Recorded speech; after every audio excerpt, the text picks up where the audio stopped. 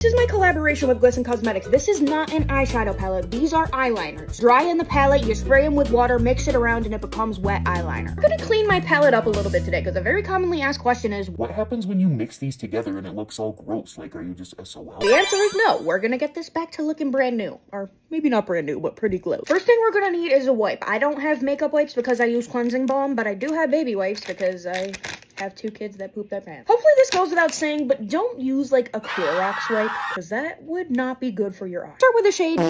I just feel like this one will be satisfying. Take my wipe and just press. Make sure I'm getting into the edges and the corners. Hopefully we're gonna have a satisfying peel moment. Look at that, that's already so much better. And you get like a little souvenir. I don't like to do a wiping motion too much because it can kind of gouge some of the product out and I don't want to lose any of my eyeliner. Literally just from doing that, it looks back to how it's supposed to. This is kind of like a fun little activity. I think the hardest one's definitely gonna be my big white in the middle.